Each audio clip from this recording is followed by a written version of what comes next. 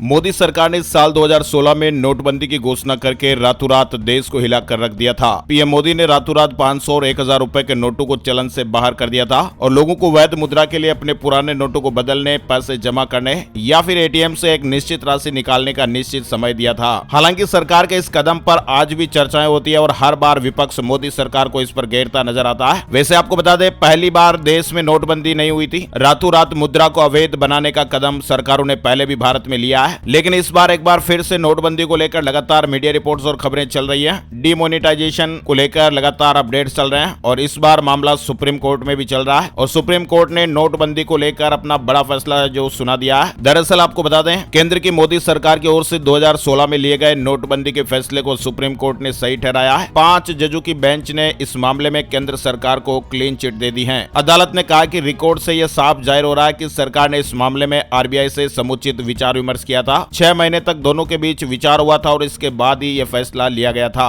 ऐसे में सरकार के इस फैसले को सही माना जाता है। आपको बता दें, नोटबंदी के खिलाफ दायर याचिकाओं में कहा गया था कि इससे अर्थव्यवस्था पर असर हुआ और तमाम लोगों को इससे परेशानी उठानी पड़ी। अदालत में सरकार ने अपना रिकॉर्ड भी सुनवाई के दौरान पेश किया और इसके मुताबिक सरकार और रिजर्व बैंक ऑफ इंडिया के बीच फरवरी से ही नोटबंदी को लेकर बातचीत चल रही थी। अदालत ने कहा कि आरबीआई एक्ट के तहत नोटबंदी का अधिकार सरकार के पास है और उसे इससे रोका नहीं जा सकता है। और यही नहीं, अदालत ने कहा कि इससे पहले भी देश में इसी नियम के तहत 2 बार नोटबंदी की जा चुकी है और ये तीसरा मौका था। हालांकि 5 जजों की बेंच में से जस्टिस बीवी नागरत्ना का मत अलग था और उन्होंने इस पर कुछ सवाल उठाए। सुप्रीम कोर्ट ने अपने फैसले के साथ ही नोटबंदी को चुनौती देने वाली सभी याचिकाओं को खारिज कर दिया है और इस बेंच की अगुवाई कर रहे जस्टिस अब्दुल नजीर 4 जनवरी को रिटायर होने वाले हैं और इस तरह अपनी सेवानिवृत्ति से ठीक 2 दिन पहले उन्होंने यह महत्वपूर्ण और ऐतिहासिक फैसला सुना दिया है। दरअसल नोटबंदी के खिलाफ दायर याचिकाओं में यह मांग की गई थी कि यह प्रक्रिया असंवैधानिक थी, इसलिए इस फैसले को खारिज कर दिया जाए। हालांकि अब अदालत में लंबी चली बहस के बाद जजों ने यह मान लिया कि सरकार ने इस फैसले में किसी भी नियम का उल्लंघन नहीं किया और अदालत ने कहा कि इस मामले में फैसला लेने से पहले सरकार और आरबीआई के बीच लगातार 6 महीने तक विचार विमर्श हुआ था और इसके बाद ही नोटबंदी पर फैसला हुआ था।